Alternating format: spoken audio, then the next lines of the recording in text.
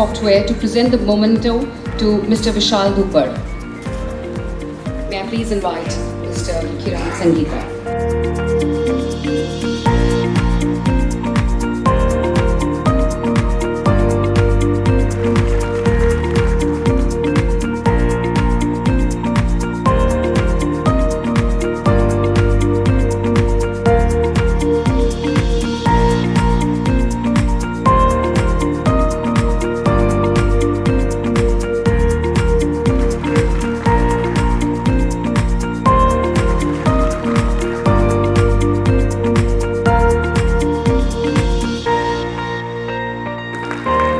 This gives us a lot of limelight to have.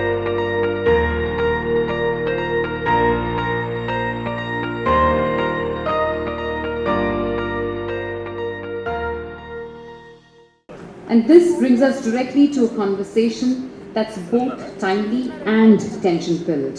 Agentic AI versus human jobs, collaboration or replacement. Will AI replace us, collaborate with us, or redefine the very nature of work?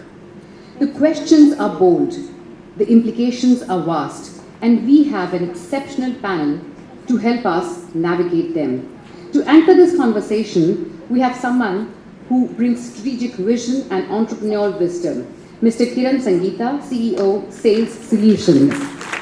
His experience at the intersection of business transformation and tech-led innovation makes him the ideal guide for today's dialogue.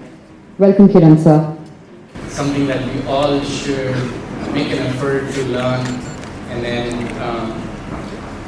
adopt ourselves. Because the world is changing fast around us, and I, for one, running this company, and it's imperative on all of us to ensure that we get up to speed, change the ways we have been working, and unlearn what we have done, some of it, and then relearn the new ways of doing it. For example, these days I've managed all of my team members in every aspect of even the meetings, even every part of the world where has gone. Right? So the topic at hand, and that was really insightful. Thank you for setting the context really well. And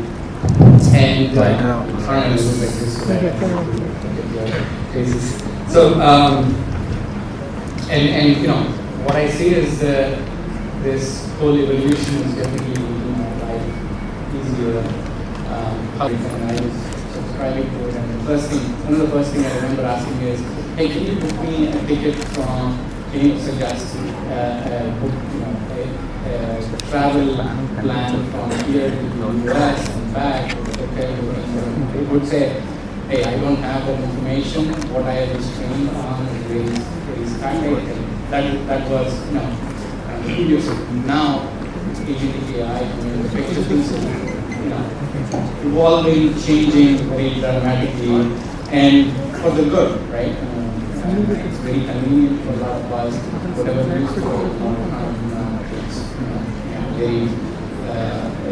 it can be done very quickly. Now, a couple of interesting quotes which are contradictory, which kind of allude to the topic at hand today. One of them is Sam Altman, we all know, AI founder. He said it's very important to be honest that jobs are definitely going away. Full stop. The pace of change will be faster than any of our previous technology revolutions. The key is how quickly it can adapt and create new, better opportunities.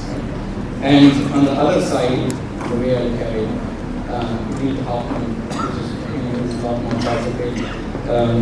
The professional of the future is like an Iron Man with a JAWS. You all know that. You'll have an AI agent that knows your context of projects, your goals, acting as an amplifier for abilities. That's kind of something that you alluded to. It's not about being replaced, but it's to be amplified. The topic that we want to talk about and pick your brains on is really how is it that we all should be prepared, what should we look forward to, and so on. Right? That said, the first question I'll have Ranjan lead this, and then the others can add. we want to address the elephant, the topic at hand. What is your view? You see Agentic AI as something that is an enabler, or is it going to be a replacement of the jobs? When big data came, everyone thought, maybe analytics would go away and for data warehousing would go away. But then that didn't happen, right? So when we say, jobs will go away, answer is yes. But new jobs get created, and that's the opportunity which we are looking at. And every 5 or 10 years, new technology comes in. Agentic AI is a very big opportunity for us. We started working on Agentic 2 years back, even before it became quite popular. And and what we are seeing is people are moving from digital transformations, then the AI transformation of businesses. So that's a big opportunity. People will go for voice automation, chat automation. 2 to 3 years. The next 2 to 3 years, that's where you do multi-million-dollar IT projects, and that's where when new technology comes in, that's where education industry gets a lot of students to be there. That's where skilling comes in, and that's and a lot of big companies going to pilots and POCs for 2-3 years. We will not see, and that's where startups like us, before starting ZS, I was an ex-CS consultant. I used to do multi-million-dollar projects, selling it and deploying it. But we haven't sold any multi-million-dollar projects yet. It's just like $30,000, $50,000, $100,000. That's it. But now, slowly we are seeing there is an AI strategy at board level, and it's boiling down. And now you see there's skill gaps. So a lot of AI skills are there. You and I were discussing that people are getting 50 or 100 folks only trained on AI. I think that's the trend. It's take 3 to 5 years. 2-3 years, pilots and POCs. Next 2-3 years, apply Agentic AI into the next 2 years. I think that's our way. Just I would like to add, I completely agree. See, if I have to highlight what is the kind of job opportunity it is creating, right? Yes, it will take away some jobs, right? For example, English will be the new coding language. So if somebody is expecting to have a job to do Java coding or Python coding or any kind of programming language, yeah, there may not be too many people doing that job, right? Because there will be coding agents who can create applications, we can generate a code, right? But those things will go. But the opportunity I would like to call out is almost every client, right? They are looking at the AI strategy, right? It's a board level discussion, and they are investing heavily on that. And they want to build an AI platform, an agentic AI platform. Not many have that, right? So that's a huge opportunity. Just think of it. Every company has to build some kind of a strategy and a platform for hosting their agents, right? That's a lot of work. There is it is underpenetrated, right? There are so many social problems that needs to be fixed. I think it's a huge opportunity for especially the startup ecosystems and also established players, right? They can take any of these things and start building it. Again, a lot of opportunity for us. I think it's very promising, right? I mean that's how I see it. If you learn it, if you can apply ourselves, if you can do problem solving, I think there is an opportunity. That's an important concept you mentioned. The natural language itself being the new way of coding, right? And I've heard that time and again recently, and I think that's again part of the unlearning and relearning that we have all to do. Yeah, you are coming. Yeah, 2000 it was the year. San Antonio. I was presenting on my topic on AI problem. Only 7 people were there in that room, and 4 of them left in the middle, from the back door. That was the time when I was doing this project on AI. My lot of seniors come and said that you don't get placement. But today we see that there is a completely opposite. A lot of people are actually adopting this AI, which is a very good news. I had seen how this particular technology had been moving. When I went to US first project, few people asked me, Madan, we are going to launch 10 robots in Afghanistan. You have to make them to go to the final some mission just to accomplish. Those are the days we were actually trying to think the first agent is the word I heard. How the multi-agents can be defined. Like today's session we had seen, Every multi-agent system that we call today Agentic AI defined a goal, like booking a ticket. Now, as a startup, when I go to an enterprise and I tell them that, hey, I can solve your computation problems, I already solved some problems, can you give me the opportunity? 3 months, we worked on the project, collected the data, everything is done.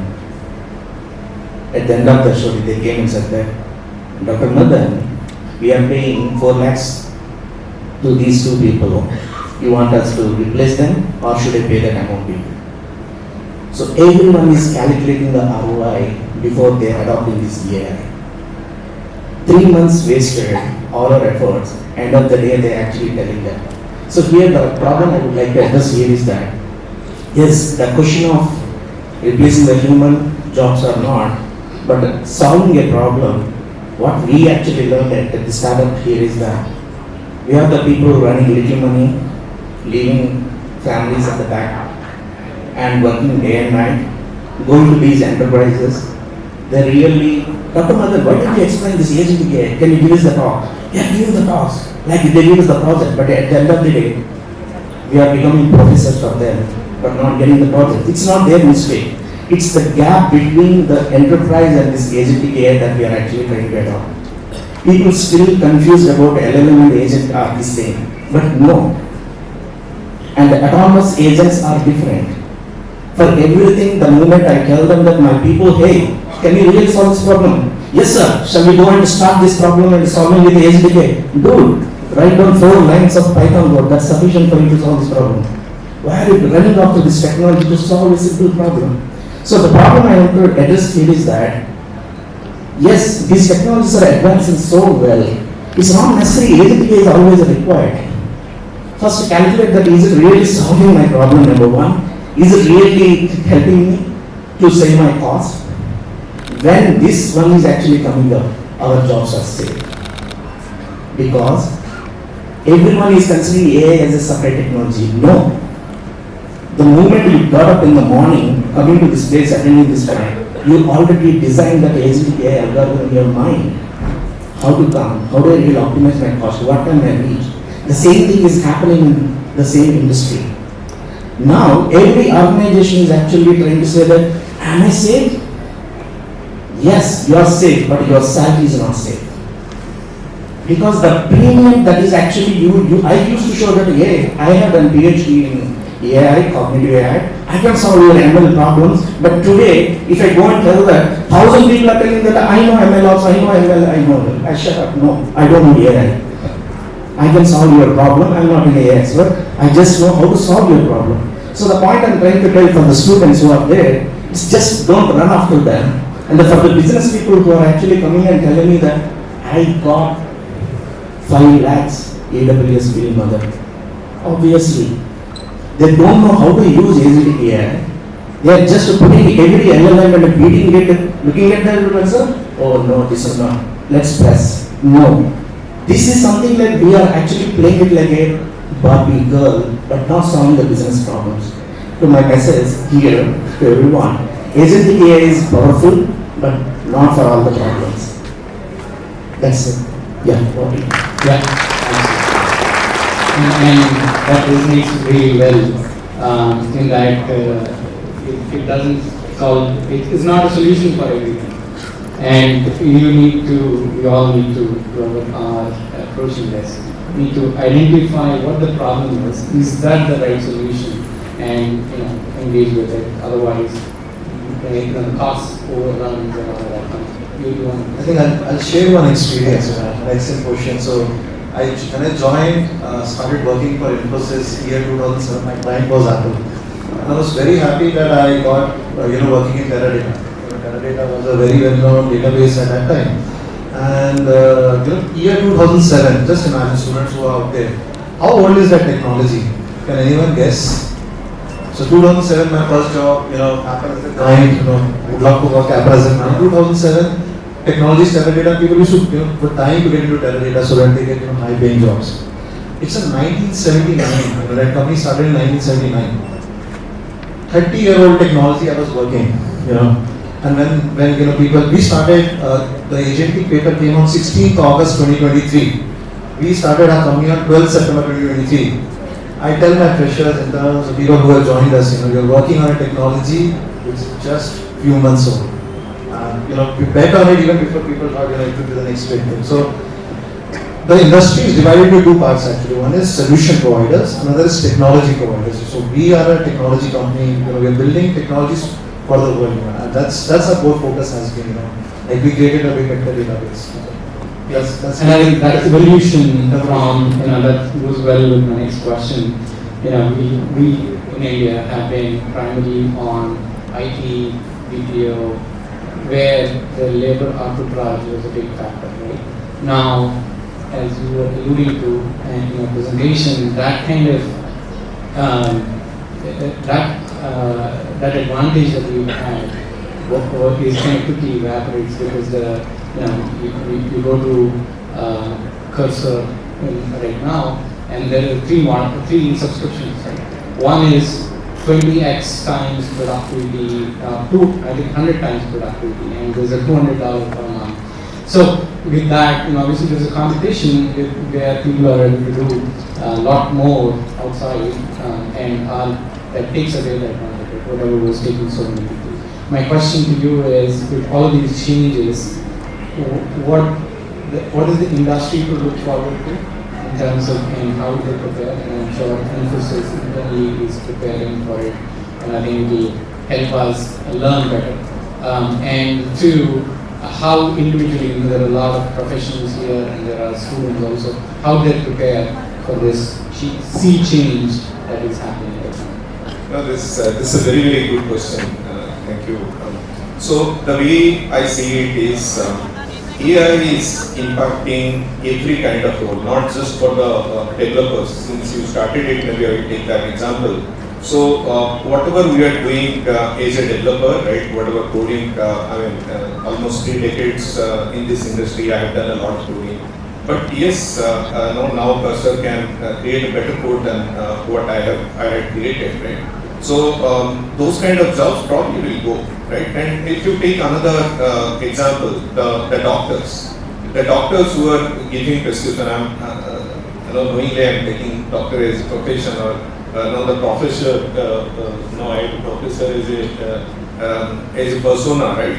Even them, right? Whatever the doctors was giving, now if they don't learn AI, actually they will lose out to the competition, right? Another doctor who knows AI, who can, in fact, for one of the CXO, he was asking me for eye surgery. The doctors in US, they take around 45 minutes to do the surgery.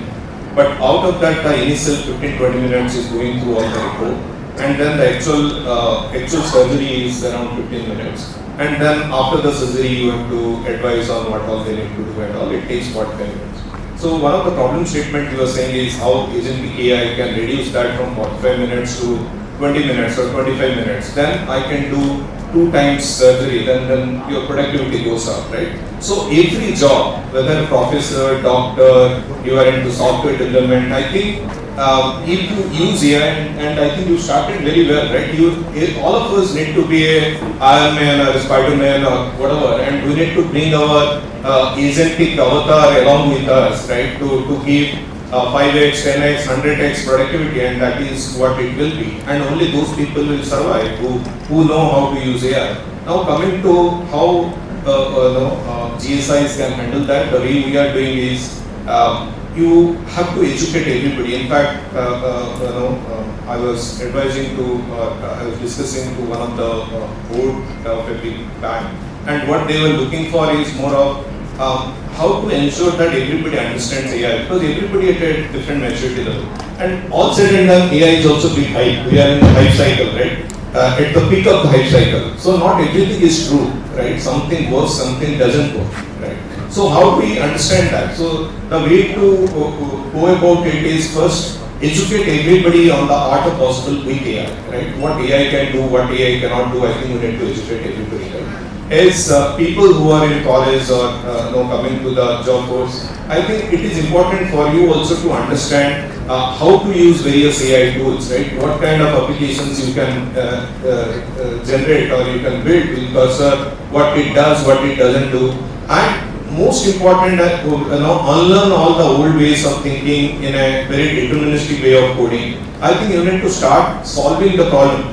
A very good point you raised, right? Not everything needs a Agentic AI solution. Okay, something is a very deterministic answer. You don't need complex solution to that, right? You don't have to see Agentic AI LLM is not cheap, right? Every token that you are consuming, you are paying money for it, right? The running cost is not cheap. So you need to know. Think of it, you have hundreds of tools. You need to know what tool to use for what purpose. And that is where I think human innovation will come. And if we can come up with the most optimized way of solving that problem, I think our jobs are safe and there is enough that we can do. I have one point. Yeah. So on this point, we have conducted a small experiment. Cursor is there, Recruit is there, all these tools are there. And I got one intern from Bits, very sharp, and he was actually using Cursor. And he is actually programming it. I asked him to solve the problem, he solved it. Fantastic, wow.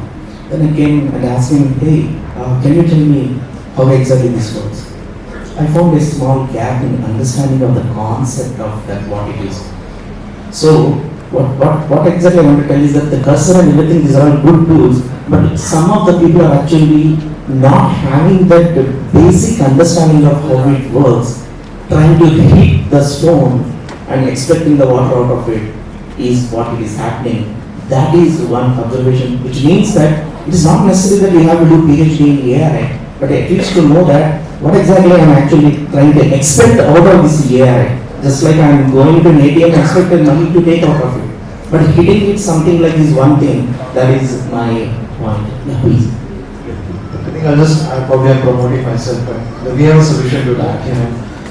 When it's a cost of tokens, right? We as a technology company created a vector database, which is 1/10 the cost of global database like Pinecone or whatever. So that's one thing we realized, because when we were going and we did 20 plus enterprise pilots, and from there we learned. We're not a lab-grown company. We learned it, going to the enterprises, doing pilots with them, and then learned it all. But one thing, one thing which we learned is, as you were chasing VCs, and all VCs require, your product should be plug and play. It's a SaaS product, right?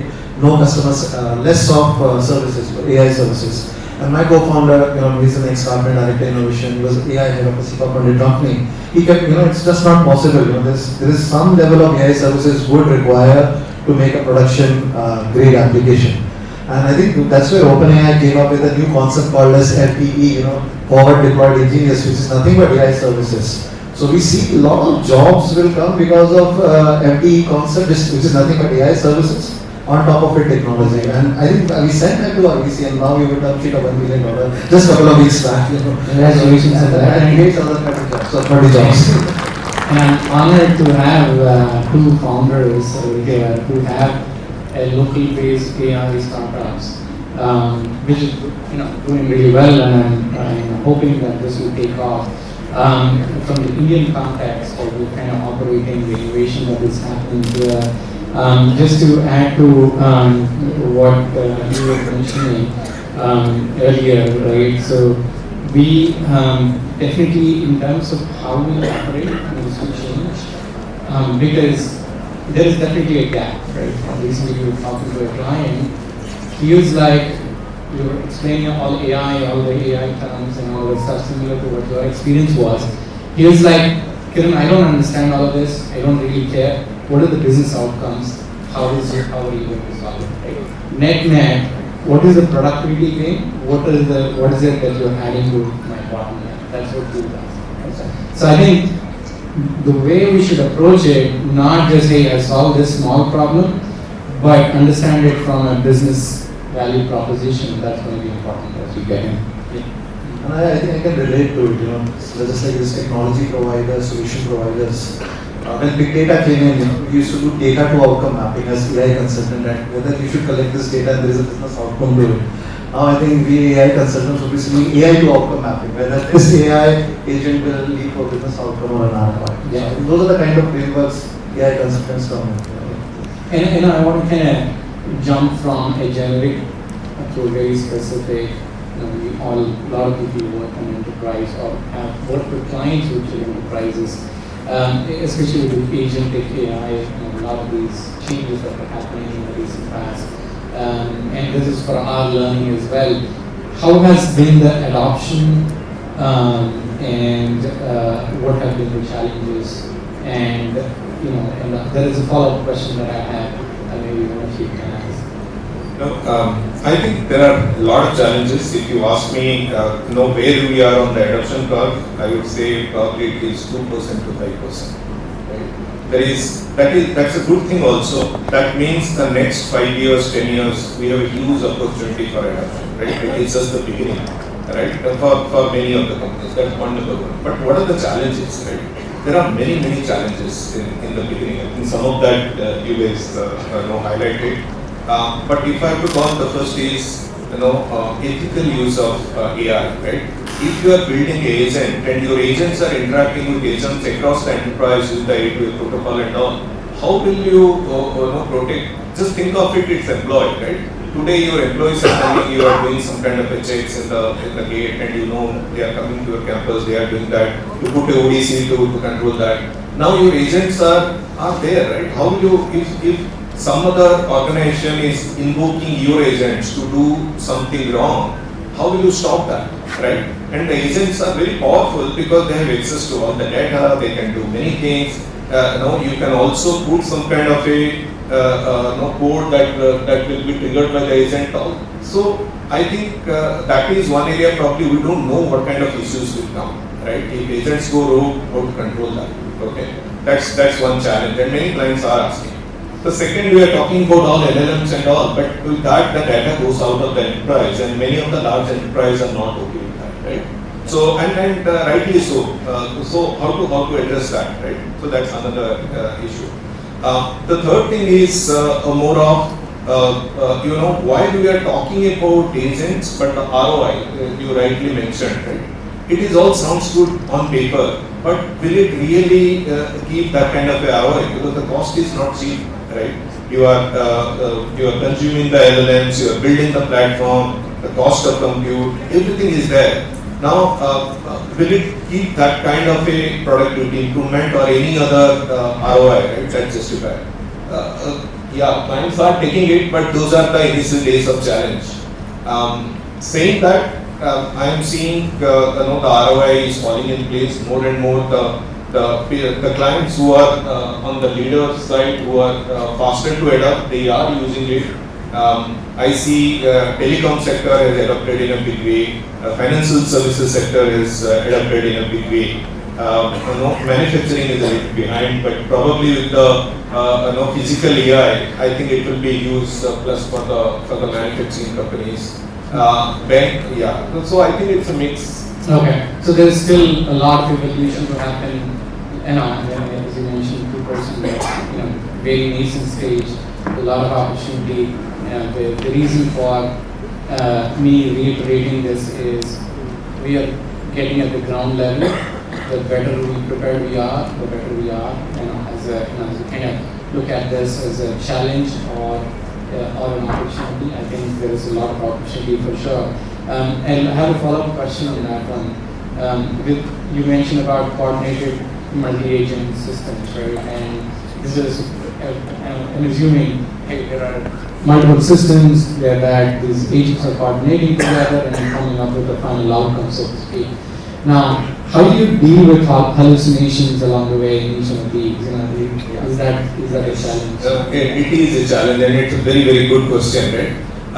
As you know, AI is a more probabilistic model, so hallucinations are there in most of the models. But if I'm using ChatGPT and it hallucinates and gives me a wrong answer, that's fine. But in an enterprise context, you can't take that risk, right? It has to be accurate, right? I can't say that the invoice is not paid if the guy is already paid. It has to be yes, no, and I am accountable for that. I can't put the blame on AI or somebody else, right? So, in that kind of a context, how do we use AI on that, and how to minimize hallucination? What we are using is in an agentic approach. you can have one agent generating the code, another agent challenging the code, right? So you have some kind of a reviewer agent or a auditor agent, that reviews the challenges, and it goes in an iterative loop till the hallucination is minimized, right? So that is giving us good results, and typically for that you take two different models. You generate the code with one of the LLM, and the challenger takes another LLM. So that way you get the best out of both. And with that iterative way, we are able to minimize hallucination to a very, very low level. Excellent. Very interesting, because that was a genuine question that I had, and that was a good learning for me. So when it comes to multi-agency systems, like you said, we are not there yet. And one thing we learned over the discussions with the enterprises is that they are ready to pick up the multi-agent system where automation is required, not autonomous. Autonomous comes only when the decision making that you are actually expecting out of any LLM. So for example, my bank loan got rejected, it can give some 10 to 20 reasons. It's okay, and one of them can be true. They can actually take the chance of failing that day, it's okay. But when we are working on an interesting project, talking to 12-year-old kids going through some kind of abuse, there we have been discussing with one of the world-renowned doctor who is actually asking us, can you build this system with a multi-agent one? I said yes, but generally whether it gives the right results or not, put the particular patient in the wrong kind of directions, designing so many coordinated agents, would it really give it or not? It's a question for us. But one interesting thing we observed, the doctor said, Madan, we found one interesting thing. So many times these girls do not share their experiences with us. But if it is an AI agent, they feel comfort and they can do that. We went to Cambodia and we conducted this experiment. With 100 children sitting in a kind of a house, when we conducted this experiment, we realized that, yes, they are speaking much more easily with the AI agent, though it is not functionally 100% right, no. But the observations what we got here is that sometimes people are speaking so well with the agent, even though it is not giving good results. So my point here is that it's not that when I am building the agentic AI, it has to solve my problem. It has to solve my end result. It has to really give some kind of additional insights for you that can solve the problem in another way. So coming to last, my point is that coordinate agents, when we are designing, yes, hallucinations, these are all common. But we should know that we lost one project because that CTO argued with me and telling me that your results are not giving anything. But like mentioned, I think Ashok sir mentioned, they don't know the difference between what is probabilistic, what is deterministic. Everyone is expecting deterministic, which is human expectation. But they are not there yet to say, it's okay, this model fails. That kind of understanding is actually lacking in many people, which is something like required for the people to really adopt AI in my view. Great point. I will digress a little bit. For people who do not understand Telugu, excuse me, I'll try to translate it. There is a saying in Telugu called "Roti Kabukai is so, it's roughly translates to if you gave a coconut to a monkey, kind of insect and tries to do everything with it. So, not everything can be solved with AI, with two AI agents, or as you said, we need to understand what the value of each of these are and what kind of value we can add to the business and increase the top line or bottom line. That should be the goal for each and every one. Finally, if we were to, I think we are running out of time and I want to wrap it up. Any closing comments? And we have a lot of students who are definitely, the future of our country. And any closing thoughts motivating them or how they should be prepared for, and also some of the budding engineers or developers who are here, if you you can kind of have some present comments, that would be great. Yeah, so I would put it that way, right? I think 30 years back or 40 years back, we had a unique opportunity to build the IT industry for the country, right? Where all the software development, and certainly there was a big need for many people to come and solve the IT problem or build applications that was required for enterprise for connecting the applications. And as a country, we have a very good innovative youth, right? And they are from good colleges, they very logical thinking. I have worked across the globe and I find Indians very sharp, right, when it comes to logical thinking. And we took that opportunity, and from zero in the last 35 years, I think the country is known for the IT hub for the world, right, or for the services sector. Right? I still remember when I was in UK, people, Indians, they used to call Pakis and those kind of things, right? I mean, there's no respect in that sense. Now you go to US, go to UK, every CTO, CEO, or those people, the technical brain will be Indian, right? I think we got a lot of respect for that. Today, again, we are in a stage where the entire, whatever was built for the last 35 years is going through a change, right? And it will go through a new agentic way of developing it. And again, we are in a very good position today with the kind of digital infrastructure we have, with the kind of talents we have, with the kind of colleges we have. I think we are much better prepared today than what we were 30 years, 35 years back. I think this is a unique opportunity for us. Everybody needs to come together, the government, the startup ecosystem, all the students. I think we should take it up, and we should change it in India.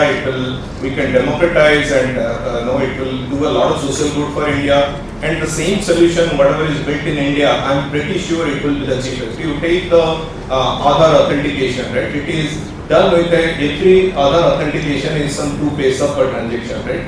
Nowhere in the world you can do these kind of things, right? I feel so proud when you go to US also, you don't have the equivalent of UPI, right? You still have to give credit card, give money. Here, now we have that kind of a digital infrastructure. So our solution will always be the best and the most efficient and price sensitive. That will work across the world. So I think this is a unique opportunity. Everybody should come together. I feel very positive and very optimistic that next 30 years will belong to India. Awesome. I think I'll keep it, from my perspective, when we are a technology company, and I would say that this is the right time to enter into AI agents.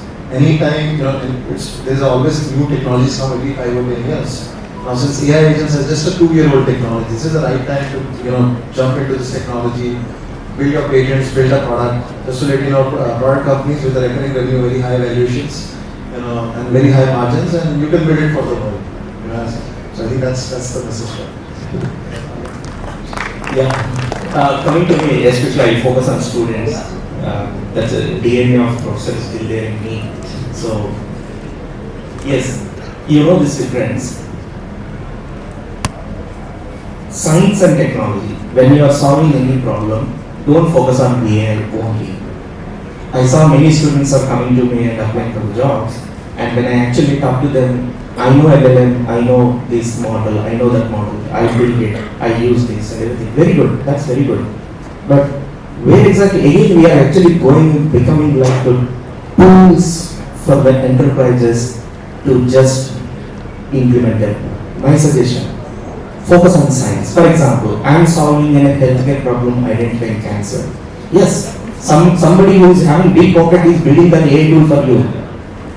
But focus on that, how these cancer cells are growing, what is the reason behind it, identify the science behind it, because AI is not new. Like I mentioned, it's very high technology. Every day we are doing that intelligence. Just focus on sciences part of it. If you are solving a bank problem, focus on the customer sciences. If you are solving a HR problem, try and go and talk to the people how they are actually thinking. Ultimately, the thinking is what you have to get implemented in AI. So my suggestion here is that just don't focus only on technology, AI. focus on the science side of it, that will actually keep that value I told you, right? Even any technology comes, science cannot be replaced, your salaries will grow. That's Awesome. Thank you. Very insightful discussion. All quality you have. Some insights that you could take away from this. It also gives me great pleasure to have two entrepreneurs here who are building products for India in the AI space. I'd ask and request everybody to check it out. They Agentic AI and Agentic AI, but Agentic Analytics.ai, if I'm not mistaken. So, great insights over here. Thank you, Ashok, as well for the keynote, and it was wonderful. Any questions? One question will wrap up. For Call Insights, we got acquired recently. We were into conversational AI and voice AI. So my question is this, that right now in India, let's leave the world. In India, there are 3 different kinds of organizations that are building AI agents. Startups like us who are either going vertically or horizontally with either a particular use case or solving a particular problem. And then there are companies like Infosys or any other MNCs that are taking a project and solving a particular problem for an enterprise by building an AI agent for them. And then there are companies like Perplexity and ChatGPT who are building AI agents on their own infrastructure and aligning it to their own product. So for startups, what is happening right now? They are unable to, startups like us, smaller startups, they are unable to get enterprise deals. They have arsenal, but they don't have contacts to get enterprise deals. But companies like Infosys, they own the arsenal, and alongside that, bigger contacts, they can get enterprise deals. So they might trust startups. And then comes companies like ChatGPT and Perplexity who are building their own AI agents so that the B2C market can entirely use those agents, thus crushing the business of startups and these mid-sized companies. So taking this into context at the moment, if there are any new startups, young startups who want to get into AI agents, particularly either horizontal or vertical or any kind of AI agents, where can they find big business? Where can they find big business or big money at this point of time, or at least for the next 3 years or 4 years? Very, very good question, right? So, you spoke about the 3 categories, okay? All have their strength and weakness, right? Startups, companies like the GSIs, like Accenture, Infosys, all. And then we are talking about the hyperscalers, right? Like the corporates, I will take Google, Microsoft, OpenAI, or any of them, right? So, everybody has their own strength and weakness, right? The hyperscalers, they have huge money. They have access to very good compute, right? Thousands of GPUs they have. And they also have good data sets and all, so they can build models, they can build large language models. But they lack enterprise knowledge, right? How it works for a particular enterprise and all, they have limited knowledge. When it comes to the GSIs, they understand the industry better. They understand how it works for different industry, the process and all. But they are not like a hyperscaler. They have not created that kind of a GPU infrastructure and all, right? So they have their strength and weakness. Startups, I think startups are very unique. I mean, this is my personal view. Okay. I think startups are very, very agile, right? You don't have hang up. You don't have to unlearn anything. We had a legacy of doing things in a different way, right? That has its strength, but that has its weakness also. In fact, we work with a lot of startups, right? Because the uniqueness about startup is they are very, very agile. They go after a simple problem statement, whether horizontal, vertical, doesn't matter, it depends on the startup. And they are very, very passionate people who want to solve a problem. And many times they all need to come together. In fact, you did talk about, I would also include academia, because we work a lot with academia. Academia has some very good professors who are very deep into some topics, and they are very good mentors and very good guides, right? So I would suggest to solve a bigger problem, either for enterprise or for societal problem, right? All have a role to play, right? A startup has a role to play. I think they should not give up. They should continuously work. You can partner with any of these GSIs. You can partner with the hyperscalers. You can partner with academia. It's all up to you. Anyway, many of them are looking for startups, right, to work with. The hyperscalers, they have good GPUs, but they also need innovation at speed, right? So I think everybody has a role here. And the examples where I have seen success, where all of them have come together to solve the problem, to bring their unique strength, and that has worked really well. I have many examples, but I know we are running out of time, so I will not be able to explain. But if you want to know, I can give you many examples on how it has worked when all of them came together. Second thing is, even if it's we go for a conditional SOW, where if you give the value, then you get paid. Because it's a both sides. Because YC also says it, and I'm an enterprise guy, so in and out of it, I understand how enterprise works. Because you are also, you're spending your time, but if you end up spending 1 year, your startup will fail. As simple as that. And also the sales and your product adoption in the enterprise completely changed. Like he mentioned that conditional POC is mandatory.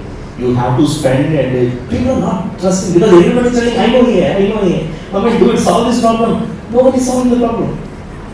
That's another gap. So you have to play that game so simply. Yeah, running out of time. So Just one, just add 10 free pilots, 0 paying customers. In last 6 months, 5 paying customers. 4 of them are enterprise now. That's how you change it. Nowadays, companies are mostly investing a lot in agentic systems, right? And with a great efficiency and effectively and with quicker tags. But do you still see there is a risk that customer feels disengaging with the agentic responses where there is a lack of IQ, right? That human emotion is missing. Still you see, even if it is showing so much of empathy, it still feels like a robotic response, but that current is missing. That's one question, and I'll quickly take the second one. So, while many companies are investing a lot in LLMs and the GPTs, nowadays it's becoming part of everybody's life here. And for even small content, I believe most of us are using GPTs, be it Gemini, be it Perplexity or ChatGPT. But there are some great minds working behind these tools and all. But there are some bad minds working on decoding the system. But we are inputting a lot of information out there in the market, in these versions, in these GPTs. So do you foresee any risk, maybe not now, at a later point of time? We will be mostly depending on these systems a lot, which will cause disruption at a later point of time. Okay. So, quick one, I think we are running out of time. But coming to GPT, yes, your answer is right. I will keep it short. But most of these large language models are trained on a definite set of data that is available in the internet, right, or in the market. Right? All new models, they are using a lot of synthetic data.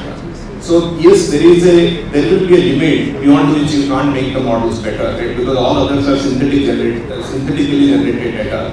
And that can bias the system. They are not real data that you are training on.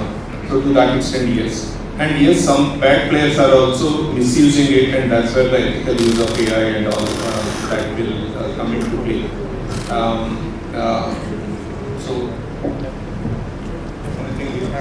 I think I can just add that the LLMs are quite emotional because I negotiated my term sheet probably with ChatGPT. Yeah.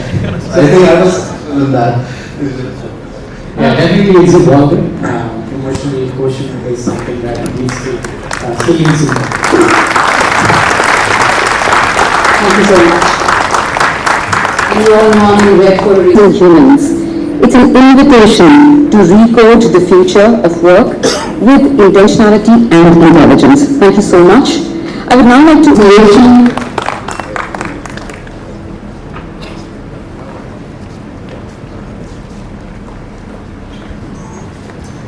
This is for Mr. Kiran Sangita.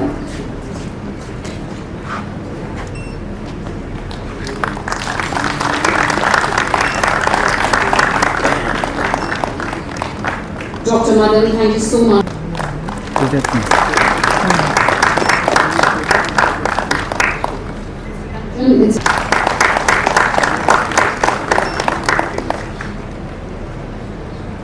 Thank you for all your contributions to the conference, sir.